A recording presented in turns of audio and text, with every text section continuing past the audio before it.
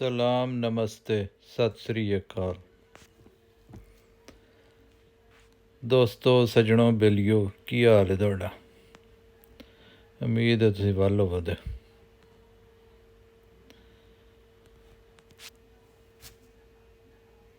ਉਹ ਫਿਰ ਤੁਹਾਨੂੰ ਬਾਹਰ ਲੈ ਚਲੀਏ, ਜੜ ਤੁਹਾਨੂੰ ਜੰਗਲ ਫਿਰਾ ਕੇ ਲਿਆਈਏ,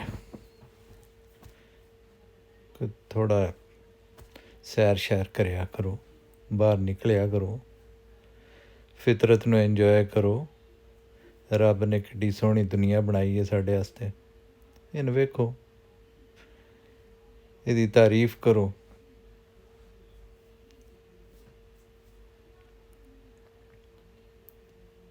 ਆਹ ਸਬਜ਼ਾ ਵੇਖ ਕੇ ਰੂਹ ਅਤੇ ਦਿਲ ਅਤੇ ਦਿਮਾਗ ਸਭ ਤਾਜ਼ਾ ਹੋ ਜਾਂਦੇ ਨੇ। ਇਹਨੇ ਐਪਰੀਸ਼ੀਏਟ ਕਰਿਆ ਕਰੋ। ਅੱਜ ਦੀ ਸ਼ਾਮ ਵੇਖੋ ਕੈਸੀ ਖੂਬਸੂਰਤ ਹੈ।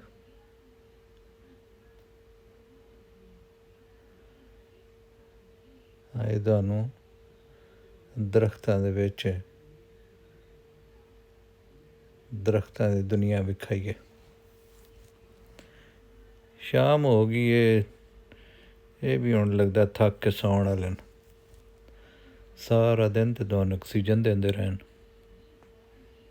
ਹਾਂਜੀ,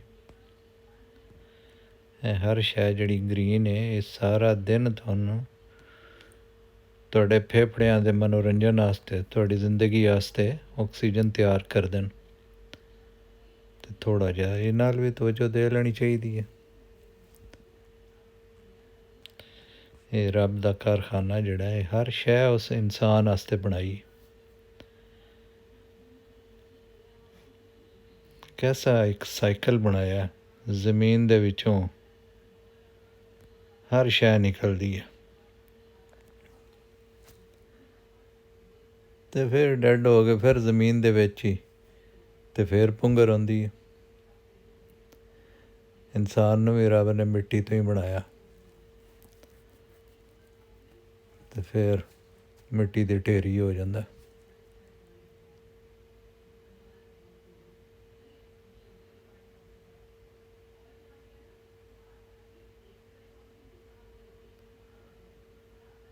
ਵੇਖੋ ਵਾਕ ਇਨ ਦੀ ਵੁੱਡ, ਦਰਖਤਾਂ ਦੇ ਵਿੱਚ ਸੈਰ ਕਰਨ ਦਾ ਆਪਣੇ ਸਵਾਦ ਹੈ ਅਤੇ ਉਹਦਾ ਇੰਤਜ਼ਾਮ ਵੇਖੋ ਗੋਰੇ ਕੀਤਾ।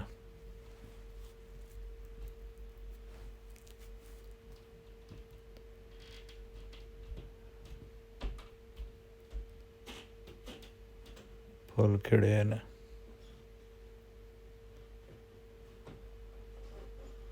ਵਾਹ ਸੁਭਾਨ ਅੱਲਾ।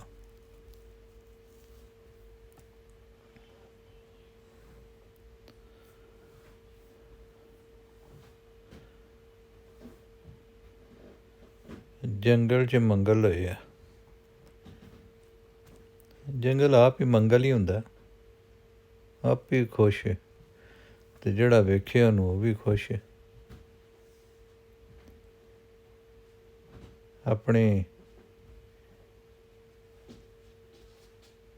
ਆਪਣੀ ਮਸਤੀ 'ਚ ਮਸਤ ਹੈ ਹਰ ਦਰਖਤ, ਹਰ ਪੌਦਾ,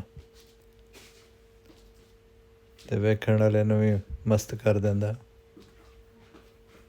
ਥੋੜ੍ਹਾ ਟਾਈਮ ਤਾਂ ਕੱਢੋ ਨਾ, ਇਹਨਾਂ ਨੂੰ ਵੇਖਿਆ ਕਰੋ। ਸਾਡੇ ਕੋਲ ਟਾਈਮ ਹੀ ਕੋਈ ਨਹੀਂ। ਉਹ ਸ਼ਾਇਰ ਆਖਿਆ ਸੀ, no time to stand and stare.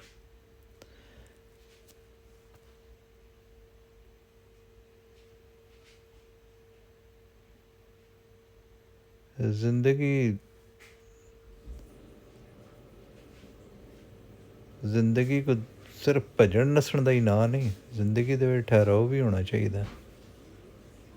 ਜ਼ਿੰਦਗੀ ਦੇ ਵਿੱਚ ਤੁਹਾਨੂੰ ਰੁਕ ਕੇ ਜਿਹੜੇ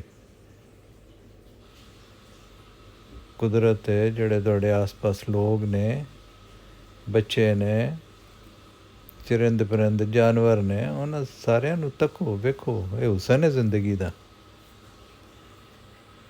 ਜੇ ਇਹ ਨਾ ਵੇਖਿਆ ਤਾਂ ਫਿਰ ਜ਼ਿੰਦਗੀ ਦਾ ਪਤਾ ਹੀ ਨਾ ਲੱਗਾ।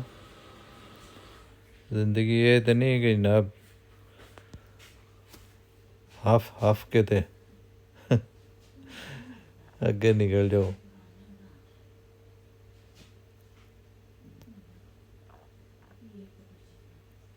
वाह, इत्थे मैं आ जाना कदी कदी सैर करन तो बड़ा सुकून मिलता।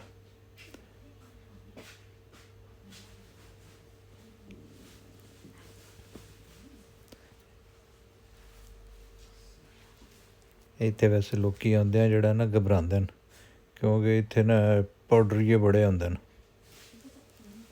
एह् उन्हें गंद पाए है इत्थे बिच। इन्नी खूबसूरत जगह नूं इन्हां सत्यानाश मार छड़िया।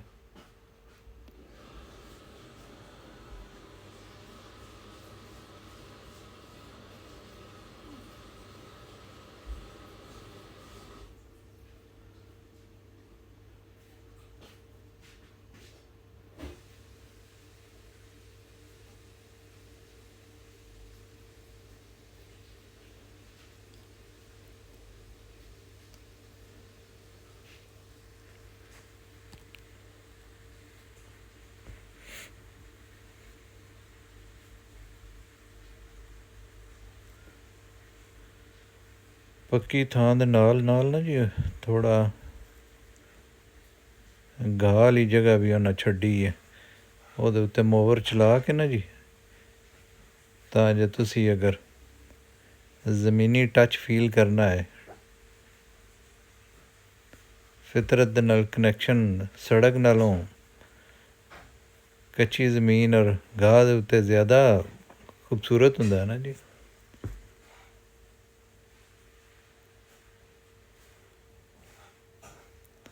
आसमान दे उत्ते अज जहाज उड़दे रहे जे ते उन्हें जेह्ड़े भी ओह् फ्यूम्स छड्डे ने उन्हां दियां लीकां ही बन गईयां न उत्ते पक्खियें ही। उत्ते ज़ाहिर है ठंड है ते ओह् देर तक फिर ओह् धुआं जेह्ड़ा उन्हां दे या जो भी हो कोई फ्यूम्स उन्हां चों निकलदे न ओह् जम जांदे न ते उत्ते नक्शे बन जांदे न। वाह, ब्यूटीफुल, किड्डी सोहनी शाम है।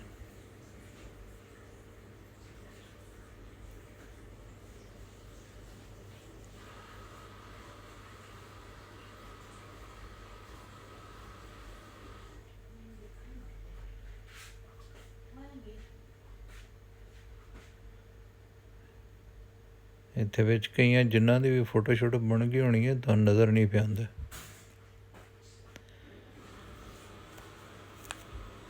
नज़र तो मैनूं भी नहीं पे आंदे, पर होने ते हैन ना जी इन्हां दे बिच। सुनेआ जंगलां च जिन्न रैंह्दे न। बचपन च वैसे मैं बड़ी मेरी ये ख्वाहिश होंदी है कोई जिन्न बेली बन जाए ना कदी, पर अज तक मैं बड़ा जंगलां च फिरेआ पर ना कोई लब्भा ते ना बेली बनेआ।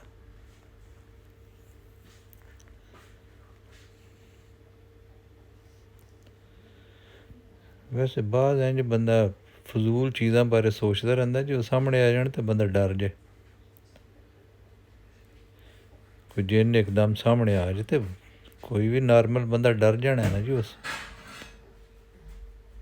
एवें बंदा सोचदा रैंह्दा कि जी मैं कोई जिन्न काबू कर लिया ते मैं उस कोलों एह् कम्म लवां ते एह् कम्म लवां। काबू ना कीता या बेली बने, ओह् क्यों बेली बने दा? ओह् पागल है। हर शै हर जीरू जेह्ड़ा ओह् आज़ादी मंगदा ऐ, उन्नू केह्ड़ी लोड़ है ओह् किसे दी गुलामी करे। ते फिर जिन्न जेह्ड़ा सानूं नज़र ही नहीं आंदा, उस क्यों अपनी बांह् साढ़ी बांह् च फदानी है, साढ़े हत्थ च देनी है। इस वास्ते आपे जिन्न बनने की कोशिश करो, जिन्न काबू करने की कोशिश ना करो।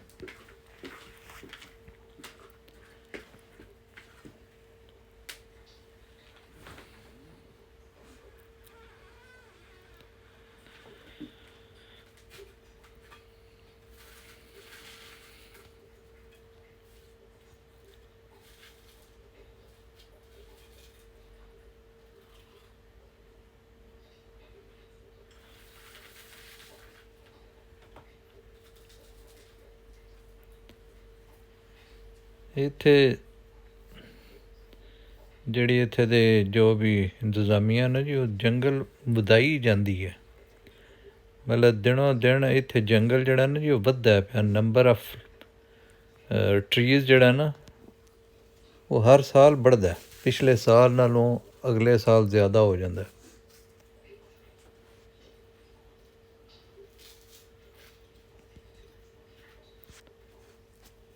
ਮੋਟਰਵੇਜ਼ 'ਤੇ ਜਾਓ ਤਾਂ ਮੋਟਰਵੇਆਂ ਦੇ ਆਸ ਪਾਸ ਇੰਝ ਜਿਵੇਂ ਕੋਈ घने जंगल लगे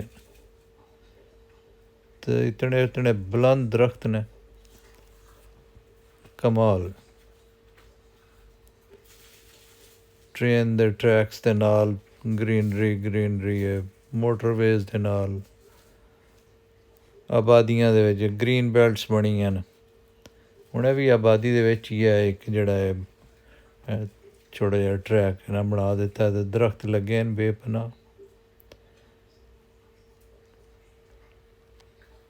ਉਹ ਅੰਦਰ ਹੀ ਦਰਖਤ ਗਿਰਦੇ ਨੇ, ਫਿਰ ਉੱਗ ਆਉਂਦੇ ਨੇ, ਫਿਰ ਉਗਦੇ ਹੀ ਰਹਿੰਦੇ ਨੇ। ਉਹ ਰੀਜਨਰੇਸ਼ਨ ਜਿਹੜੀ ਹੈ ਨਾ, ਜੋ ਜਾਰੀ ਹੈ ਇੱਥੇ।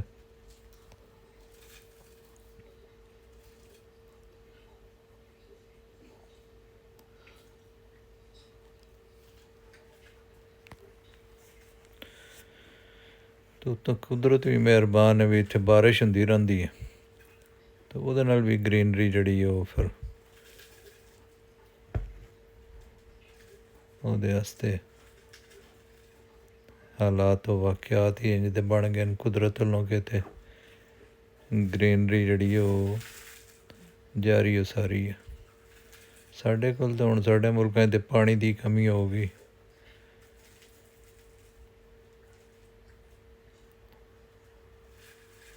ਹੁਣ ਦਰਖਤਾਂ ਦਾ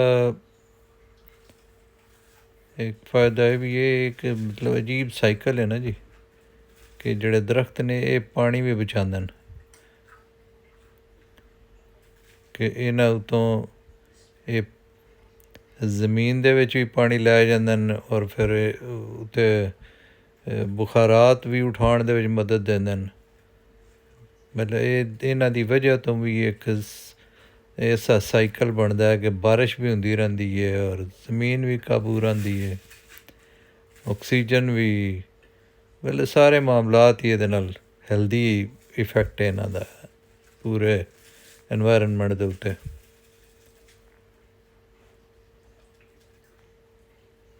फ़ायदा ही फ़ायदा है इन्हों का। लो जनाब सज्जनों ते बेलियो, खुश रहा करो, अपने आस पास लोगों खुश रखो। वाह, तो रब तुहानू खुश रखे।